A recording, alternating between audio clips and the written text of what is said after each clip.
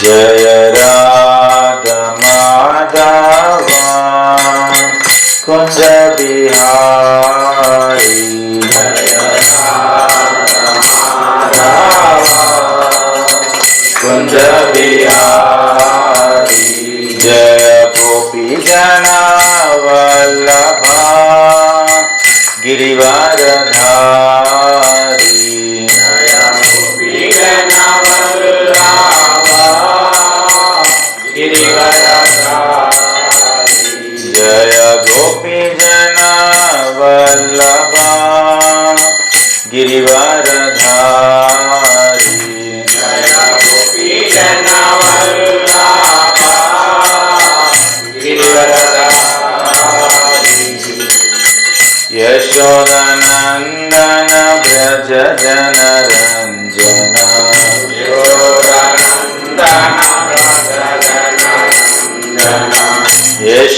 यशोदनंदन ब्रज जनरंजन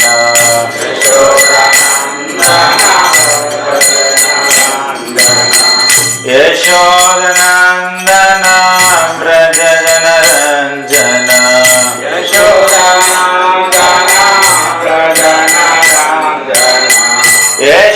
यशोदनंदन ब्रज जनरंजन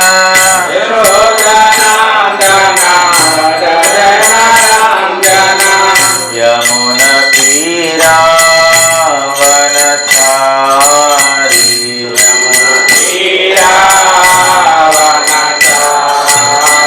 यमुना तीरा वनचारी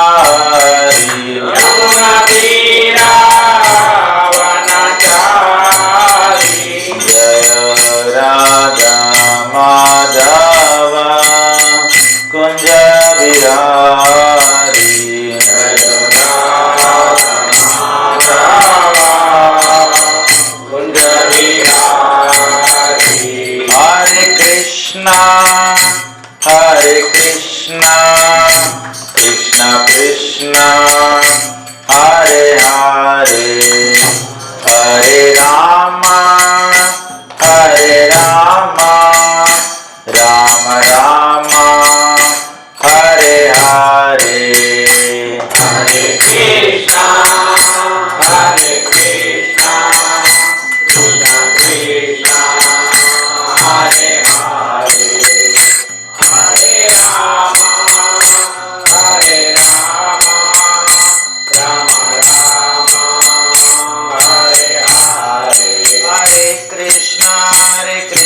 कृष्ण कृष्ण हरे हरे हरे राम राम हरे हरे हरे कृष्णा कृष्ण कृष्ण हरे हरे हरे राम राम राम हरे हरे हरे कृष्णा कृष्ण कृष्ण हरे हरे हरे राम राम राम हरे हरे हरे कृष्णा कृष्ण कृष्ण हरे हरे हरे राम राम राम हरे हरे हरे कृष्णा कृष्ण कृष्ण हरे हरे हरे राम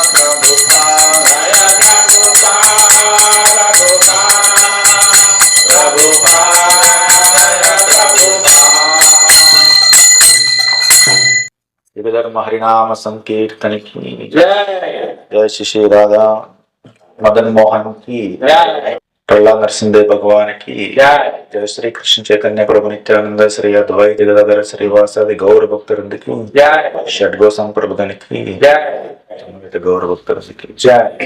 ओम नमो भगवते वासुदेवाय।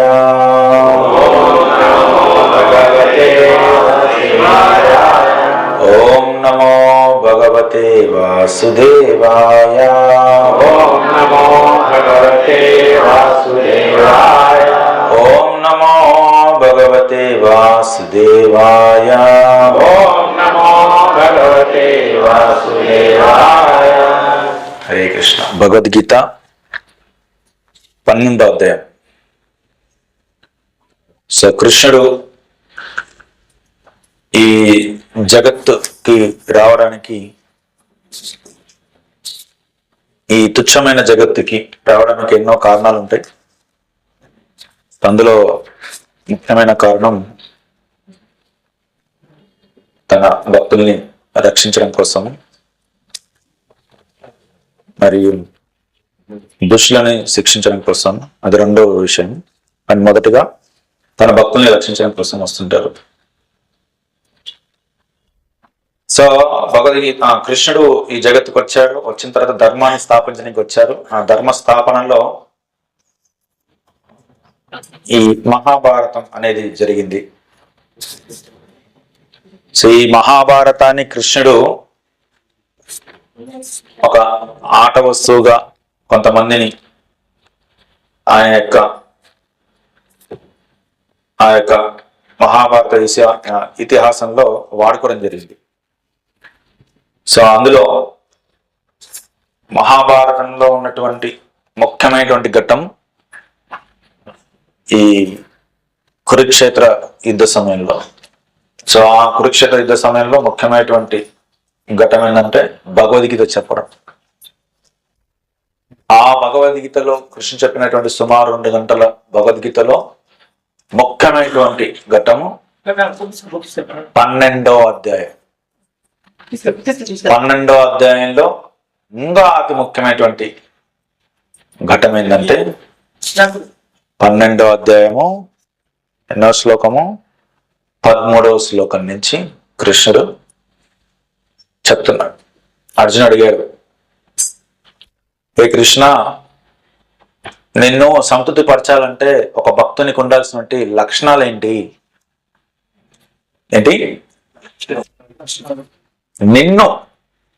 నిన్ను సంతృప్తి పరచాలంటే ఒక భక్తుడికి ఉండవలసినటువంటి లక్షణాలు ఏంటి అడిగాడు. ఒక భక్తుడు అంటే ఆయనకి లక్షణాలు అని చెప్తున్నాడు కృష్ణుడు. సో ఎంతమంది దగ్గర భగవద్గీత ఉంది? పర్సనల్ భగవద్గీత. మొబైల్ లేకుండా బయటకు వస్తాం మనం. మొబైల్ ఎందుకు ఉంటుంది మన దగ్గర?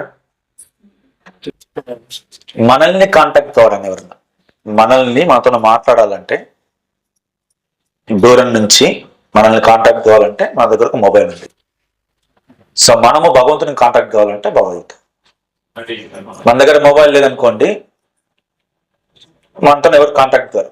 మన దగ్గర భగవద్గీత లేదనుకోండి, మన కృష్ణతో కాంటాక్ట్ కాదు. సింపుల్. సో మొబైల్ కన్నా చాలా ముఖ్యమైనది.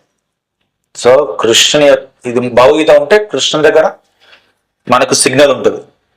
మొబైల్ అంటే కొంచెం దగ్గరలో అనుకోని ఆ సిగ్నల్ మనకు వినిపిస్తుంది ఉంటుంది. ఇది ఇంట్లో ఉందనుకోండి, సిగ్నల్ లేదు. నేను ఇంట్లో పెట్టేస్తే ఫోన్, ప్రభు మీకు ఎన్నిసార్లు ఫోన్ చేసినా లిఫ్ట్ చేయలేంట. ఇది మన దగ్గర ఉండాలి ఎప్పుడు. సో ఈరోజు విషయం వచ్చిన కాబట్టి చెప్తున్నాను. ఈరోజు గణతంత్ర దినోత్సవము. సో ఈ యొక్క భారతదేశానికి స్వతంత్రం వచ్చిన తర్వాత రాజ్యాంగం ఎట్లా నిర్వహించాలి, ఎట్లా చేయాలనే దాంట్లో కొంతమంది వారి యొక్క శక్తి సామర్థ్యాలు ఇవ్వడం జరిగింది. అందులో ముఖ్యమైనటువంటి చాలా మంది ముఖ్యమైన అందులో ఒకరు గాంధీజీ. గాంధీజీ ఎప్పుడు కూడా ఆయన యొక్క భగవద్గీత ఎంట పెట్టుకుని ఉంటాడు. సో ఒక మంచి విషయం తీసుకుంటే ఎప్పుడు కనెక్షన్ లో ఉంటాడు. అట్లా భగవద్గీత ఎప్పుడు మన దగ్గర ఉంటుంది. సో ఈరోజు మొదటి శ్లోకం మనం చర్చించుకుందాం. 12వ అధ్యాయము 13వ శ్లోకము. ఇందులో 2 ఉన్నాయి, 1వ శ్లోకం మనం తెలుసుకున్నాం. అద్వైష్ట సర్వభూతానాం మైత్రః కరుణ ఏవ చ నిర్మమో నిరహంకారః సమదుఃఖః సుఖక్షమీ అద్వైష్ట సర్వభూతానాం మైత్రః కరుణ ఏవ చ నిర్మమో నిరహంకారః సమదుఃఖః సుఖక్షమీ మాతాజీ. అద్వేష్ట సర్వభూతానాం అద్వైష్ట సర్వభూతానాం కరుణ ఏవ చ మైత్రః కరుణ ఏవ చ నిర్మమో నిరహంకారః సమదుఃఖ సుఖక్షమే. సమదుఃఖః సుఖక్షమీ. అనువాదం భాష్యం.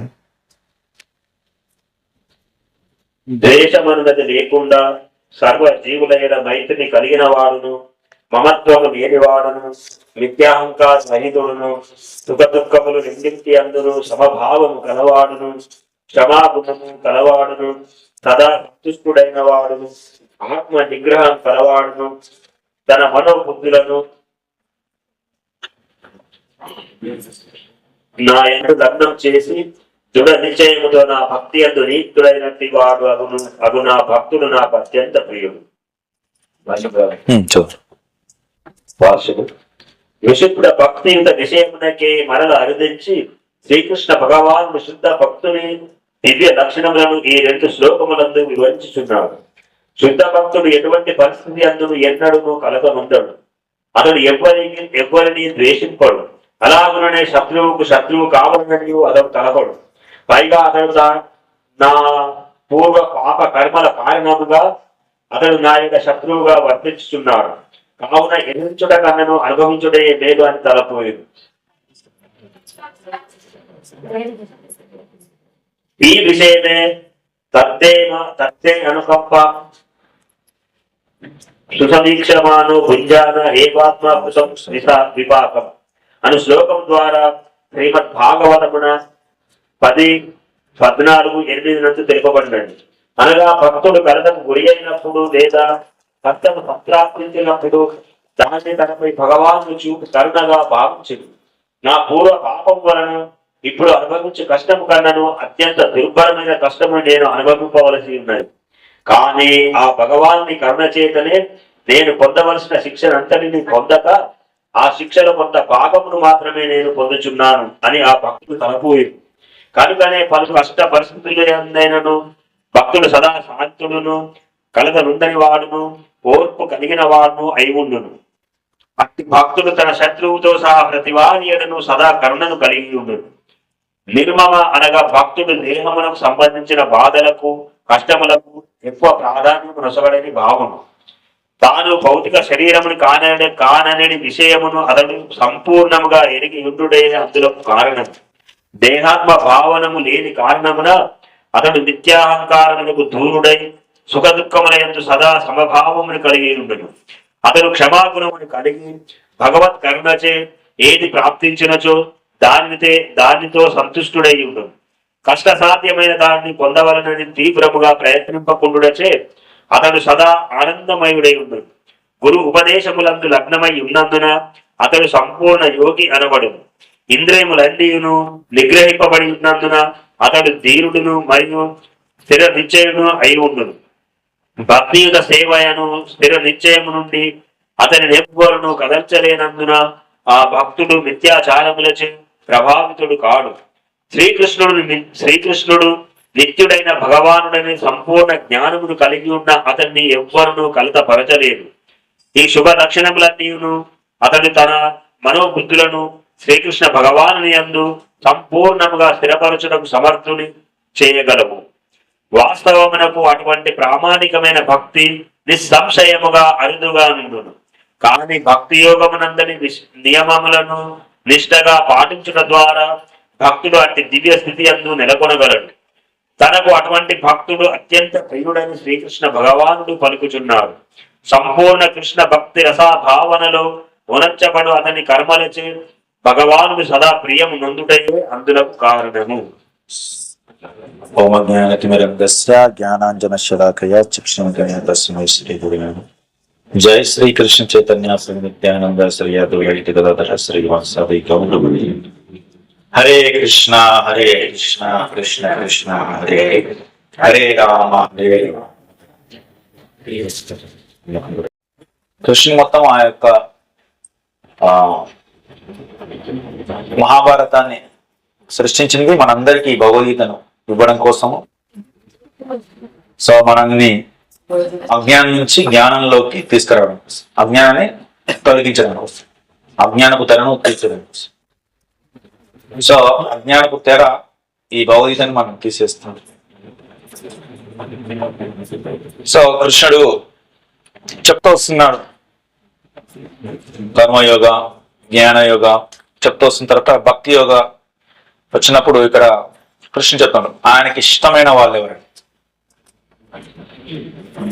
సో మనము ఏదన్నా ప్రభుత్వం సంబంధించినటువంటి ఏదన్నా పనులు మనకు జరగాలంటే మనం ఏం చేయాలి? సంబంధించిన అందుకు ఎవరైతే కారణం అవుతారో వాళ్ళని మనం గుర్తించాలి. మన పని ఎవరి దగ్గర అవుతుందో వాళ్ళని గుర్తించాలి.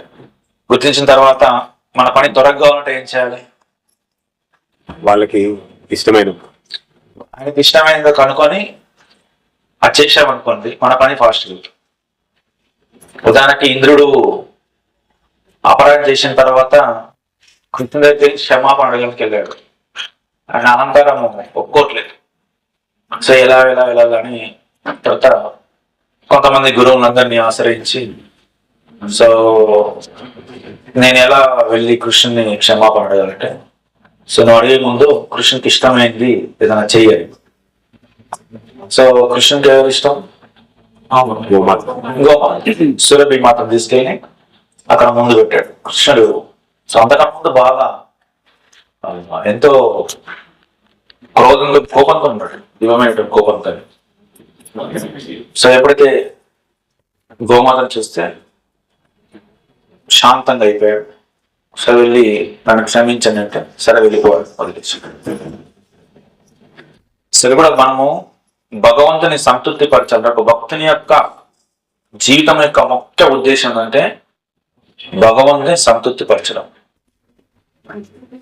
సో భగవంతుడు భోక్తుడు, మనము ఆ భోక్తుని భోక్తుడిగా చేసేటటువంటి వ్యక్తులు.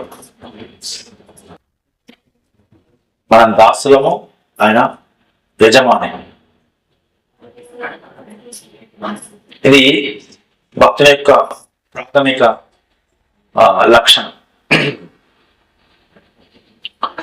సో ఈ శ్లోకంలో ఎన్నో లక్షణాల గురించి చెప్పాడు. సో భక్తుడికి ఒక విశుద్ధ భక్తుడికి ఉన్నటువంటి లక్షణాలు చెప్పాడు. మొట్టమొదటి పదం ఏంటి? అద్వేష్ట. ద్వేష్ట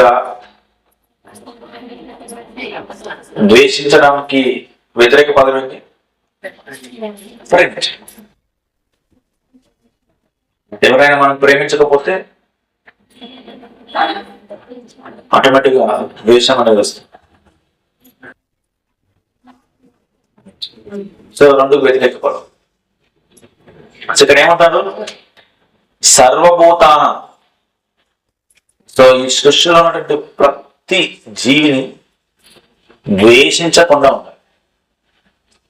ఆ భక్తుడి మొట్టమొదటి లక్షణం ఏంటి? ద్వేషించదు. అద్వేష్ట సర్వభూతాన. నెక్స్ట్ ఏంటి? మైత్ర. నెక్స్ట్ మైత్ర అంటే ఏముంది పదానికి అర్థం? స్నేహం. ప్రతి ఒక్కరితో మనం స్నేహం ఏర్పరచుకోవాలి. అతనికి ఎలాంటి చెడు లక్షణాలున్నా పర్లేదు. 1000 చెడు లక్షణాలున్నా, 999 ఉన్నా, ఒక మంచి లక్షణం ఉన్నా, ఆ మంచి లక్షణం మనం గుర్తించి స్నేహం చేయాలి. ఆ చెడు లక్షణాలు మనం కావాలని కోరుకోవాలి. ఆ ఒక మంచి లక్షణం గురించే మనం ఆలోచించాలి. అందుకే హంస ఏం చేస్తుంది? పాలు నీరు వేరు చేస్తుంది. పాలు మాత్రమే తీసుకుంటుంది. నాకు అవసరం లేదు నీళ్ళు. ఉదాహరణ మనము కూరగాయలు మార్కెట్ చెడిపోయినా ఉన్నాయి, మంచిగా ఉన్నాయి, ఏం తీసుకుంటాము? చెడిపోయినా ఉదయం నుంచి సాయంత్రం అక్కడనే ఉంటామా? మనకి ఏం కావాలో తీసుకుంటాం. సరే కూడా మనం కూడా ఎవరైనా మంచి లక్షణాలు గుర్తించాలి, ఆ లక్షణాన్ని మనం కీర్తించాలి, ఆ లక్షణం కూడా నాకు రావాలని భగవంతుని ప్రార్థించాలి. కీర్తించకపోతే ఏమవుతుందంటే ద్వేషిస్తాం ఆ వ్యక్తి. అబ్బో ఈ వ్యక్తితో ఈ మంచి లక్షణం ఉంది. మనం కీర్తిస్తే మనకు వస్తుంది, ద్వేషిస్తే. సో అద్వేష్ట సర్వభూతాన మైత్ర కరుణ, కరుణ గురించి చూపించుకుంటాం. శిల ప్రభువులు ఆచార్య అందరి కరుణ చూపించడానికి వచ్చాడు. 1960s లో ఫస్ట్ ఆయన కాలు పెట్టినటువంటి ప్రదేశం ఎక్కడ? అమెరికాలో. అది ఎక్కడ చదవాలి, రూపాది వెనకాల ఉంటుంది. డల్లాస్. సో డల్లాస్ లో ఆయన కాలు మోపాడు. మోపిన వెంటనే చూశాడు, ఆయన కళ్ళ నుంచి నీళ్ళు వచ్చాయి. అయ్యో వీళ్ళు ఇంత పిచ్చుకల్లాగా ఇల్లు కట్టుకొని పిచ్చుకల్లాగా జీవిస్తున్నారే, అసలు వీళ్ళకి సనాతన సంస్కృతి సాంప్రదాయం తెలియదు, ఎంత ఘోరమైనటువంటి జీవన విధానం ఉంది వీళ్ళని. అందుకే కృష్ణుని ఇక్కడ పంపించాడు. ఆయన ఎంతో బాధపడి ఆచార కర్మ కాలాను క్రమంగా తర్వాత కొంతమంది భక్తులు కూడా సరిగ్గా సేవ చేయకపోతే కూడా మందలించాడు. అది కూడా కర్మను. ఆచార్యుడు మందలించిన నీ యొక్క లక్షణాన్ని పొగిడిన రెండు కర్మమే. శీల పొరపాటు, ఎక్స్పెషల్గా శీల పొరపాటు.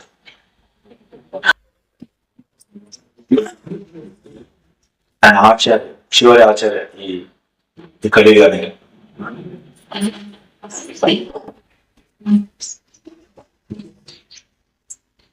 అలానే అందరినీ మందలించగలరు. ఎవరైతే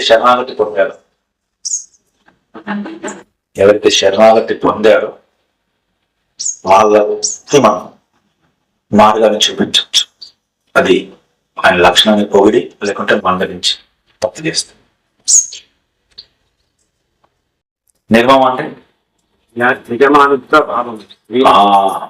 ఇదే అందరి సమస్య ఈ జగత్తులో.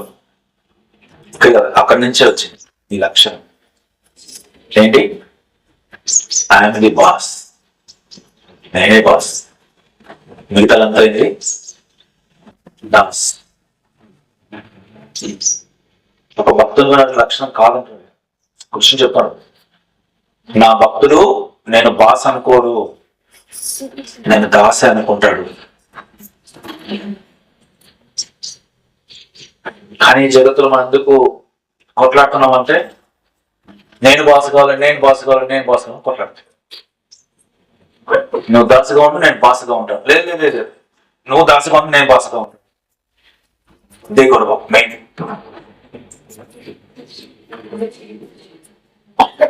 కలహం కావటం. సో కృష్ణునికి ఇష్టం లేదు. అతనికి ఆ భక్తునికి లక్షణం ఉన్నదంట. నిరహంకారం, మిథ్యాహంకారం ఆ భక్తునికి ఉండదు. అహంకారం అంటే ఏంటి? నేను నాది, నేను చెప్పింది కరెక్ట్. అదే నేను నాది. ఇందులో ఏదైనా కావచ్చు. అది నా వస్తువు కావచ్చు, నా మాట కావచ్చు, నా వ్యక్తులు కావచ్చు, నా ప్రదేశం కావచ్చు, అదేదైనా కావచ్చు. నేను, మనము, నా ఇల్లు, నా వీధి, నా దేశము, నా కులము, నా సామ్రాజ్యము, నా మతము, ఇదంతా అహంకారమే. అయ్యో రోజు మరి మీరు ఎట్లా అంటే కష్టం కదా, కనీసం కొంచెం మనదంగా ఉండాలి కదా. ఇక్కడ మనది ఏది లేదు. సారీ. భ్రమ అనేది ఏది లేదు, ఎవ్రీథింగ్ వస్తుంది.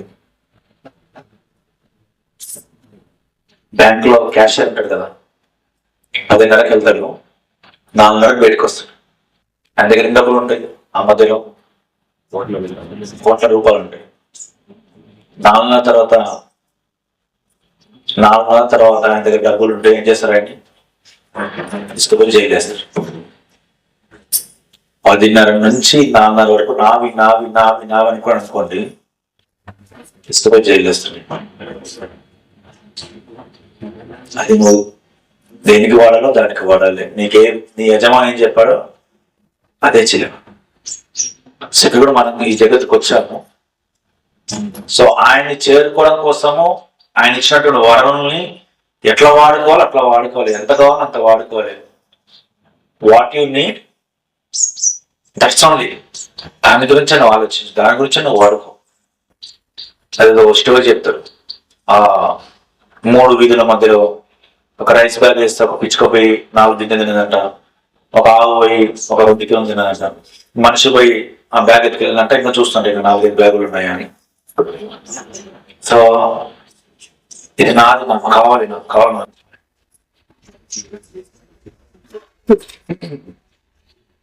అహంకారం ఎంత ఉంటుందంటే, ఒక అడుక్కునే వ్యక్తి ఒక ఇంటికి వచ్చి అడుక్కుంటున్నాడట, అమ్మ భిక్షమే.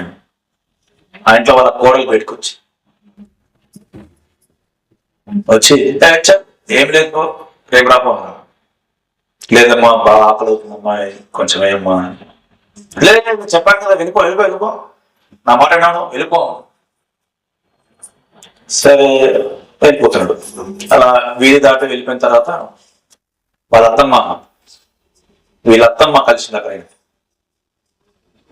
అమ్మ మీ ఇంటికి వెళ్ళాము, తిట్టి పంపించేసింది మీ కోడలు. అవునా, అక్కడికి తిట్టి పంపిస్తాను నేను, చాలా పద అని తీసుకెళ్ళిన తర్వాత కోడలు పిలిచి, అసలు నువ్వు అది తిట్టేది నేను తిట్టాలి, నీకేం అడుగుతుంది, అరే కోడ వెళ్ళిపో అంటే అహంకారం చూడు. నువ్వు తిట్టకూడదు, నేను తిట్టాలి. ఆయనకు అర్థం కాలేదు, ఒకరిని తిట్టించుకొని వెళ్ళిపోతే చాలా అనుకున్నాడు. సో ఈ అహంకారం ఉన్నంత వరకు మనము సరే కృష్ణుని వదిలేదు, కృష్ణుని యొక్క అంశమైన వాళ్ళని కూడా మనము సరిగా గౌరవించలేదు. చాలా డేంజర్. సో నేను నాది, కానీ నిజానికి ఏం చెప్పిన ప్రభుపాల వారు, వీఆర్ నాట్ దిస్ బాడీ, మన శరీరం కాదు. భక్తులు ఎల్లప్పుడూ నేను శరీరం కాదు, ఈ శరీరము కేవలము ఒక తొడుగు. ఇది కూడా ఎందుకుందంటే, నేను నా యొక్క జన్మమృత్యు జరా వ్యాధి ఏవైతే 4 నియమాలు ఉల్లంఘిస్తున్నామో, 4 నియమాలు ఏంటి? శరీరం ఎట్లా వస్తుంది? 4 నియమాలు ఉల్లంఘిస్తూ వస్తుంది, పాటించకపోతే వస్తుంది శరీరం. ఏంటి 4 నియమాలు? ప్రతిపాదన స్వీకరించడము, మాంసభక్షణ చేయడము, జూదమాడము, వ్యభిచారం చేయడం. ఈ 4 నియమాలు కనుక మనం పాటించకపోతే నెక్స్ట్ ఇంకో శరీరం వస్తుంది. ఖచ్చితంగా నాకు వద్దన్నా కూడా నువ్వు తీసుకోవాల్సింది. ఇది ప్రకృతి నియమం. ట్రాఫిక్ కానిస్టేబుల్ నుంచో, లేకుంటే ట్రాఫిక్ పోలీస్ నుంచో, సీసీ కెమెరా నుంచో మనం తప్పించుకోవచ్చు, కానీ ప్రకృతి నియమం నుంచి తప్పించుకోవచ్చు. బందీ అయిపోతుంది. బట్ నేను శరీరం కాదు అనుకోవడం చాలా కష్టం. అయినప్పుడు కూడా దాన్ని మనము ఎల్లప్పుడూ గుర్తు చేస్తున్నారు. కాదు నేను భగవంతుని సేవకుని. నా చుట్టూ ఉన్నదంతా భగవంతుని యొక్క ప్రకృతి, నా చుట్టూ ఉన్న వాళ్ళంతా భగవంతుని యొక్క అంశాలు అనే దాన్ని మన మైండ్కి ట్రైనింగ్ ఇవ్వాలి. అప్పుడు మనము ఫస్ట్ ప్రశాంతంగా శాంతిగా ఉంటాం. లేకుంటే ఎప్పుడు గొడవలు, ఎప్పుడు గొడవలేవని మన హృదయంలోనే ఎప్పుడు మన మనసులోనే ఎప్పుడు ఫైటింగ్ జరుగుతుంది. మన ప్రశాంతం ఈ రోజు ప్రతి వ్యక్తి ప్రశాంతం ఉండకపోవడానికి కారణం ఇది. శాంతి లేదు, ఎందుకంటే నాది, నేను, నా వాళ్ళు ఇది అనుకోవడం ఇప్పుడు ఫైటింగ్.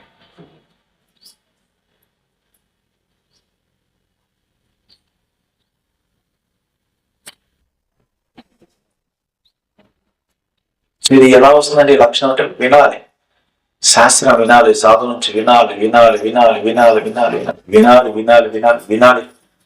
ఈ తుది శ్వాస వరకు వింటూనే ఉండాలి. ఇట్లా ఉంటే కూడా గ్యారెంటీ లేదు. ఒకతను వాళ్ళ తండ్రి ఆయన చిన్నప్పటి నుంచి కర్మి, ఉగ్ర కర్మి. ఎంతంటే ఇంకా ఎప్పుడు డబ్బులు సంపాదించాలి. ఎవరితో మాట్లాడితే నాకైతే డబ్బులు వస్తున్నట్టు. సో ఆయన కడుపులో ఒక మంచి సాగులు కొట్టాడు వాళ్ళ అబ్బాయి ధార్మికుడు.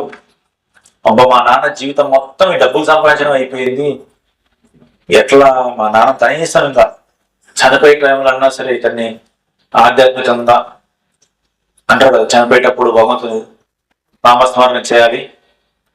సో నాకు బాధ్యత ఉంది, నేను పుట్టినందుకు మా నాన్న అది చేయాలి అనుకుని ఎంతో ప్రయత్నాలు చేస్తాం. ఆయన కాశీకి తీసుకెళ్లాడు, ప్రయాగరాజ్ తీసుకెళ్లాడు, అయోధ్య తీసుకెళ్లాడు, వృందావనం తీసుకెళ్లాడు, ద్వారక తీసుకెళ్లాడు. అన్ని ప్రదేశాలు తిరిగిన ప్లేసులు లేవు. ఇంకా హరిద్వార్, ఋషికేశ్. ఇంకా ఆయన ఇంకా కొంచెం అటో ఇటో చనిపోతాను పరిస్థితిలో. లాస్ట్ ఇంకా కాశీకి వెళ్ళి అక్కడ తీసుకుంటున్నా, ఇక్కడ నాకు శరీరం వదిలేస్తే శివుడు వచ్చి రామా అంటాడు కదా, కనీసం ఉన్నత లోకానికి వెళ్తాడు అనుకున్నాడు.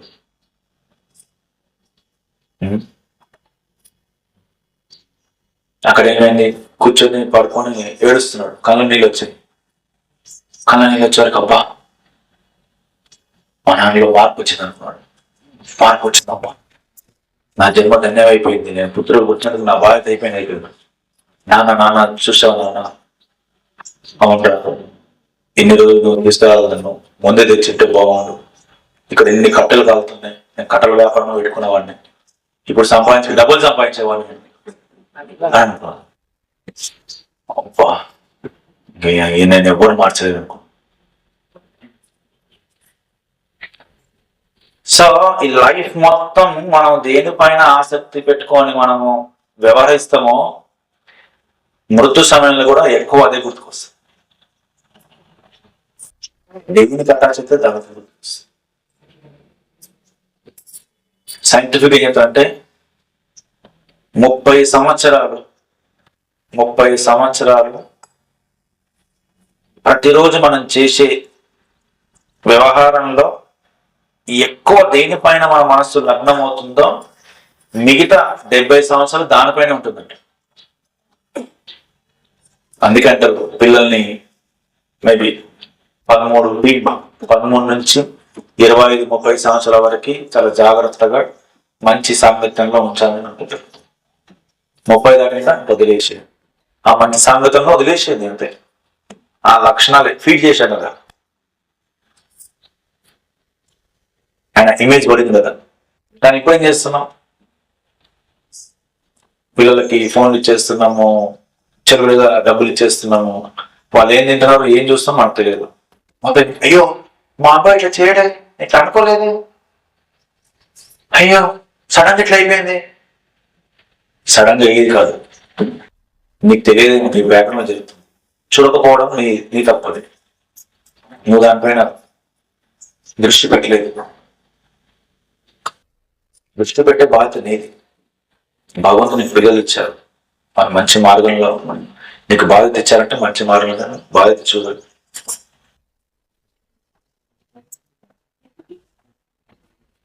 ఒకరోజు చాలా లావు ఉందామె.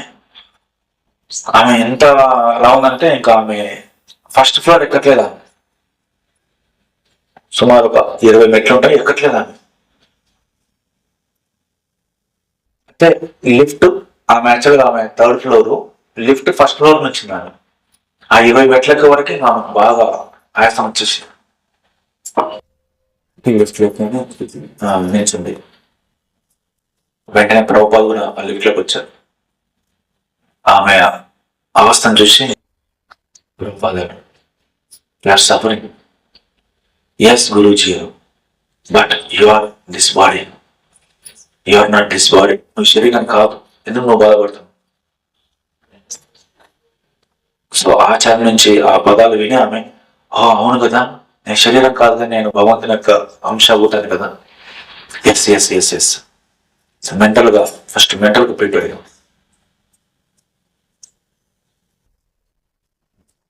మీకు గులాబ్ జాములో మిరపకాయ పెట్టిస్తే ఎట్లా ఉంటుంది?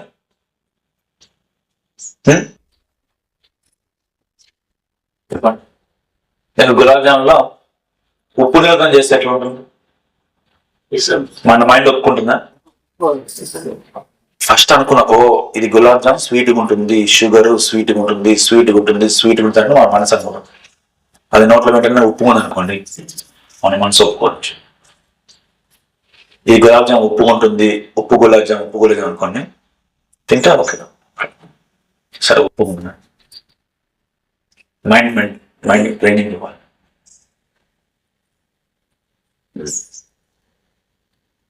సో జీవితంలో సగం ఇప్పుడు ఉన్నారు పెద్దవాళ్ళు. అమ్మ నీకెంత అమ్మ వయసు? ఒక 75 ఉంటుంది. మేము అన్ని సంవత్సరాలు బతుకున్నట్టు లేదు, ఎరంగి లేదు. అమ్మ ఇంకన్నా కూడా సేవలు చేస్తుంది, చేయడం సేవలు. శరీరం సౌకరించదు, ఫస్ట్ మనసు సహకరించదు. మనసు చంచలంగా అవుతుంది, ఎందుకంటే ఆ 30 సంవత్సరాల మనసు చంచలంగానే తిరుగుతుంది, స్థిరంగా లేదు.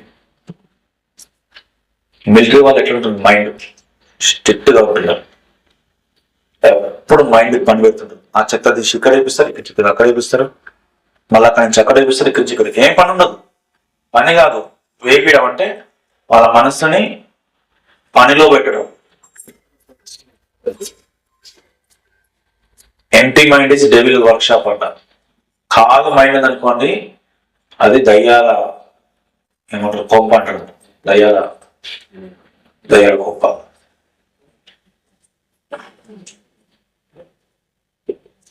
సో లోపల చెప్తుంది అహంకారం. కానీ ఈ రోజుల్లో ఈ స్కూళ్ళల్లో, కాలేజీల్లో, సినిమాల్లో, ఇంకా ఏదైనా కూడా కథల్లో ఏం చూపిస్తారంటే నువ్వు ఇలారా. ఆ హీరోని చూస్తే ఆ చీకట్లో పక్కన కూర్చుంటాక నేనే హీరో అనుకుంటాడు. ఆ హీరో రౌడీని ఇలా కొడితే నేనే కొట్టాను అనుకుంటాడు. అట్లా మనల్ని మొబ్బ పెడుతున్నారు 3 గంటలు.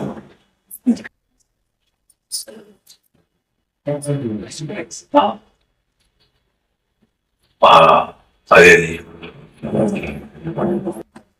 ఈ మధ్య ఒక ప్రభుజనాడు ఆ సినిమాలో తగ్గేదే లేదు. సో నువ్వు తగ్గేదే లేదు, నీ పక్కనోడు ఒక దెబ్బ వేసిన 2 దెబ్బలే. నీకు ఆధ్యాత్మిక విషయం కానీ నువ్వు తగ్గాలి. చైతన్య మహాప్రభు ఏం చెప్తున్నాడు? త్రినాదపి సునీచేన, నువ్వు తగ్గాలి. నువ్వు తగ్గేది అంటే ఓన్లీ మాటలకే తీసుకెళ్ళి బొక్కలేస్తారు, అక్కడ చేసిన ఇక్కడ చేస్తే. ఇవన్నీ నేర్పిస్తున్నారు. ఇవన్నీ వీటికే మనము తొందర ఆకర్షితులేదు. అహంకారాన్ని ఎట్లా పెంచాలని నేర్పిస్తుంది సమాజం. కానీ ఆధ్యాత్మికత ఏం చెప్తుంది? అహంకారం ఎట్లా మనం ఒదిగి ఉండాలి. ఎందుకు సమాజం ఎట్లా అయిపోయింది? చాలా మంది అంటారు సమాజం ఎట్లా ఎందుకు అయిపోయింది, మేము ఉన్నప్పుడు ఇంత లేదు, ఇంత ఘోరంగా అయిపోయింది. ఎందుకంటే అందరు తగ్గేది లేదు, నువ్వు తగ్గట్లేదు. అది కాదు కావచ్చు, తగ్గాలి, అనుగుమని ఉండాలి. గడ్డిపోచ కంటే గడ్డిపోచ మీద కాలు పెడితే ఏమవుతుంది? అది వినయం ఉండాలి. పిల్లలకు ఫస్ట్ నేర్పించాల్సిన వినయం, అదే ఫస్ట్ థింగ్. మీరు వాళ్ళకి 100 కోట్ల ఆస్తి ఇస్తారా, భూములు ఇస్తారా, బంగారం ఇస్తారా, వేరే విషయం. ఫస్ట్ వినయం ఇస్తే ఆయన ఎవరితో అయినా మంచిగా మెలుగుతుంది. ఆ వినయం లేకుండా ఏమి ఇచ్చినా వృధానే. పాయాసం దేశంలో ఇసుక పోసుకొని తిన్నట్టుంటుంది. ఇంకో పదం ఉంది కదా, సమదుఃఖ సుఖ. నా భక్తునికి ఇంకొక లక్షణం, మంచి లక్షణం ఏంటంటే ద్వంద్వాలు, డ్యూయాలిటీస్. దుఃఖం వచ్చినా, సుఖం వచ్చినా, కష్టం వచ్చినా, నష్టం వచ్చినా, లాభం వచ్చినా చదించడు, స్థిరంగా ఉంటుంది. దుఃఖం వచ్చిందనుకోండి వెంటనే దానికి రియాక్ట్ అయ్యి బాధపడు. సుఖం వచ్చిన వెంటనే రియాక్ట్ అయ్యి కాదు. ఎందుకంటే ఫస్ట్ సుఖం వస్తే నెక్స్ట్ దుఃఖం వస్తుంది, నెక్స్ట్ దుఃఖం వస్తే నెక్స్ట్ సుఖం వస్తుంది. ఇవన్నీ ద్వంద్వాలు ఉండడండి. ఈ ద్వంద్వాల నుంచి మనం బయటపడాలి. క్షమాపణ, క్షమాగుణం ఉంటుంది నా భక్తుడి పట్ల. ఏంటి? క్షమాగుణం. క్షమిస్తాడు. ఒక వ్యక్తి తప్పు చేశాడు, తెలిసి తెలియక తప్పు చేశాడు, క్షమిస్తాడు. ఓకే, క్షమించాలి. క్షమాగుణం ఉండాలి. ఈ రోజు క్షమాగుణం లేదు. నువ్వు వెనక నేను అంత, నువ్వు తప్పు చేసావు. క్షమాగుణం ఉండాలి. క్షమాగుణం ఉంటే ఫస్ట్ ఆ వ్యక్తి వదిలేసి ఫస్ట్ మనము ప్రశాంతంగా ఉంటాం. ఎందుకంటే మనలోనే మనం ఇప్పుడు ఫైటింగ్ చేస్తాం. ఓకే, వస్తుంది. ఆ వ్యక్తి కూడా అలా చేయకూడదు ఉండాలి, కానీ సహజం జరుగుతుంది.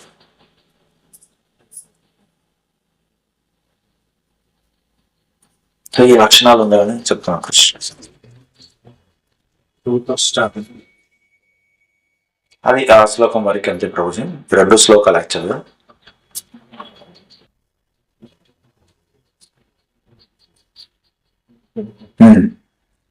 సో ఎప్పుడైతే ఇలాంటి లక్షణాలు ఉంటాయో ఆయన ధీరుడు అంటారు. ధీర. ఆయన ఎవరు కదిలించలేరు, మరియు ఆయన ఇంద్రియాలని ఆయన వశంలో ఉంచుకోవాలి.